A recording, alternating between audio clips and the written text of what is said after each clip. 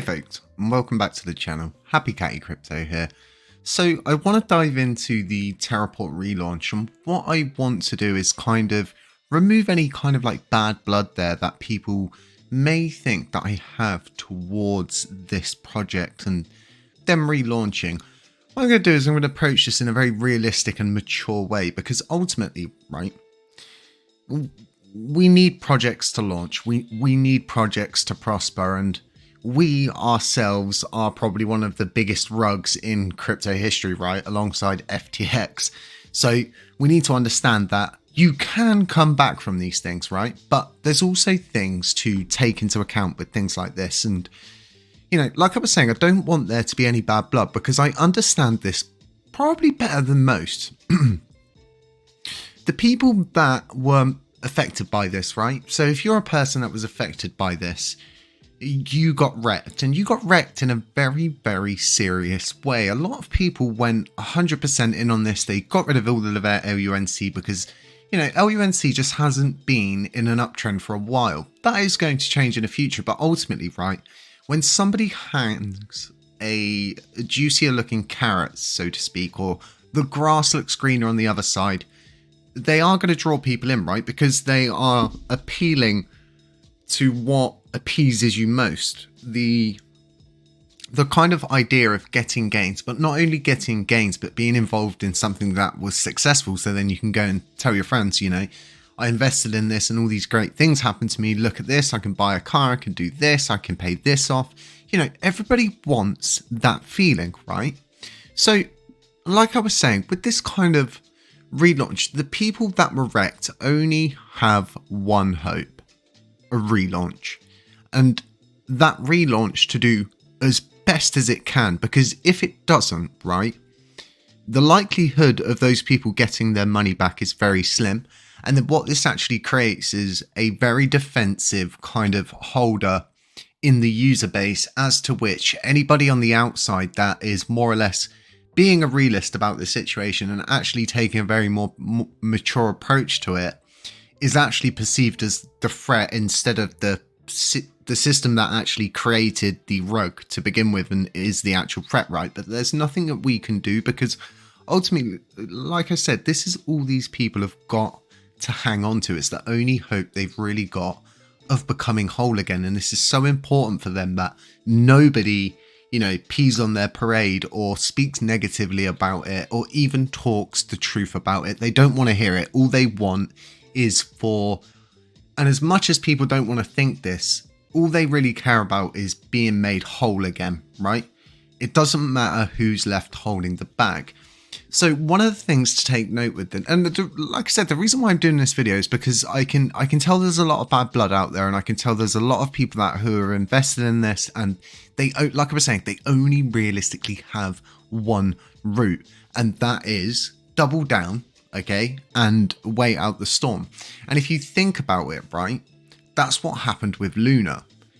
They got wrecked, then they got airdropped more coins, well, different coins to be precise, right? But you can't create liquidity out of thin air. How things work is like, I think the best way for everybody to try and understand what happens when you buy crypto coins, right?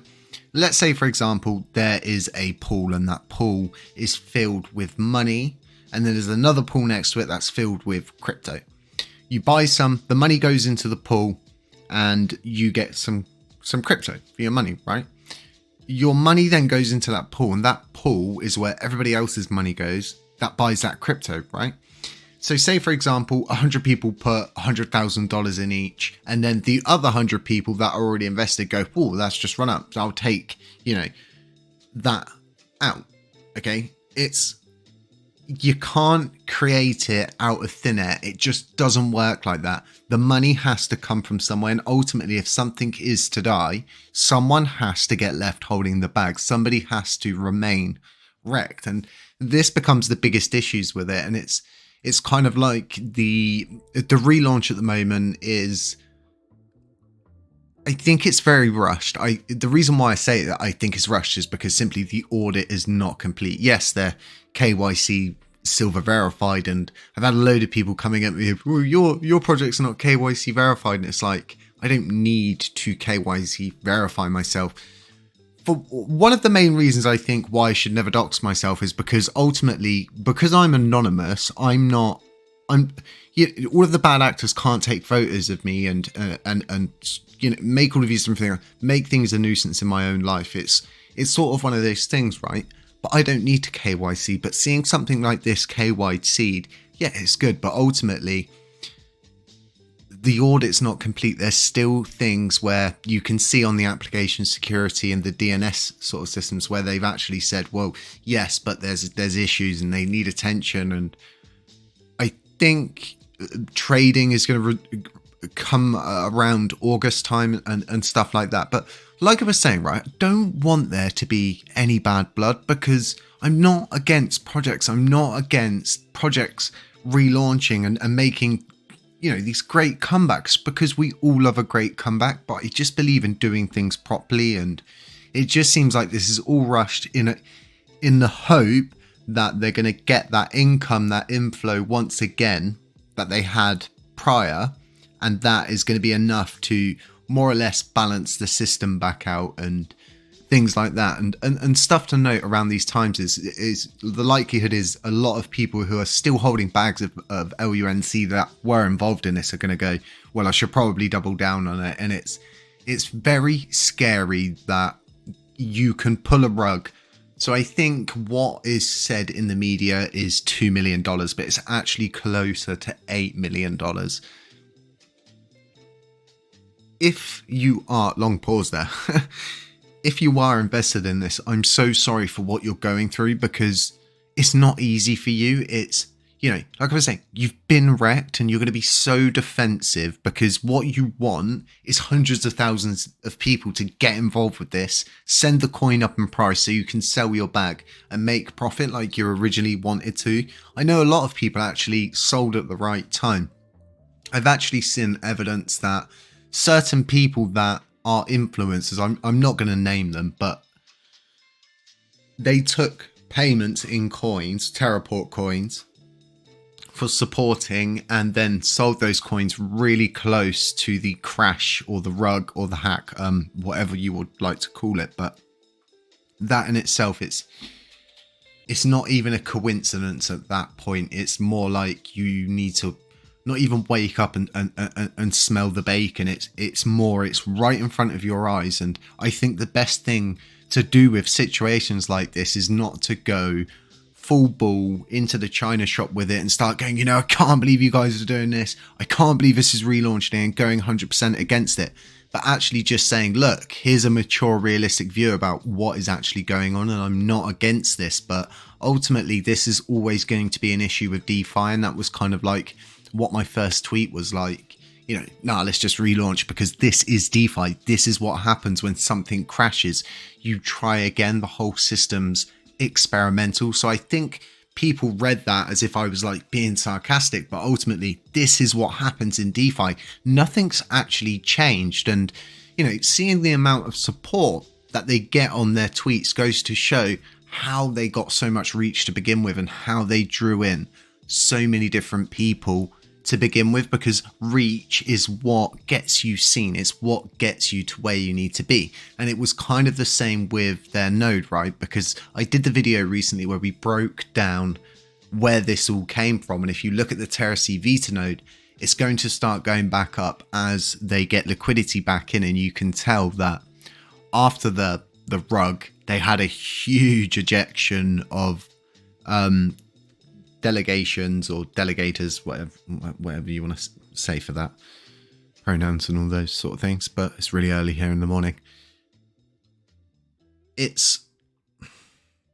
You can tell that it's a treasury, right? And we've said about this a few times now. And what I mean by this is that's funding likely that they own and they keep in what I call dead drop wallets. And because self-staking, it can look good and it can look bad, because ultimately you have a treasury on show when you do direct self-staking. So validators just don't do that. It will be interesting to see how this goes over the next few weeks, because likely, like I said, is you can't whip liquidity out of thin air. They drew in so many people to begin with, and it was so successful until that rug happened. And another thing that worries me, especially with the Certic audit not completed, is there more backdoors coded into this? How do we know? And it's all these kind of like, when you take a more realistic approach, more slowed down approach, more kind of looking into it and taking a deep dive, you know, the person who created this cannot code. Okay, a lot of people seem to think they know loads about me and that I can't do like different things, but the joke is I can code, and I've actually developed multiple Game Boy games before I got involved with crypto. Some people know that in the HTC community if you've been around since day one. But this person who's behind this, it's all hired kind of workers that were likely paid. The only person I've ever worked with to develop anything is Strathcole, and I would never trust anybody else to develop anything with, because it is just so dangerous. A simple smart contract, you can have a very small amount siphoned off just by simply putting in one line of letters. It's as simple as that. It just comes down to those little things. So tread carefully if you are involved in this, and you have been wrecked by this. My wishes, my hopes and my prayers are with you and with anybody that is involved with this. I hope you get made whole. I hope this has a successful launch, and I hope it starts providing some sort of sustenance to this blockchain like it was supposedly supposed to, because ultimately, right, like I was saying, we need projects and we need things to not rug. We need them not to crash. We need them not to fail, as much as some people would like to see other people fail, even with all of the kind of negative, and especially myself, you know, this coming from myself, from a guy that had a lot of problems with, you know, there's no bad blood here. It's simply me looking at things for what it is and depicting it for exactly how I see it. All thoughts, all kind of anything I say here, they're my own thoughts. That's simply what I think, what I believe in, and the ramblings of just me sat here behind the desk. Bit of a longer video to get your week started, folks. I hope you enjoyed this one. I hope you got some good information. I hope this kind of gets you up to speed with what's kind of been going on over the weekend. We're diving into some different stuff, hoping to get some podcasts going soon if I get the time. It's just so complicated at the moment, just trying to get everything and keep up with everything. If you haven't voted on the proposal, feel free to go over and vote. That is up for voting currently. You know, it's down to you what you folks decide. It really is. Stay safe, stay humble, stay aware. None of this is financial advice. Beware of scammers, beware of doppelgangers, beware of anybody pretending to be me, and I'll catch you in the next one.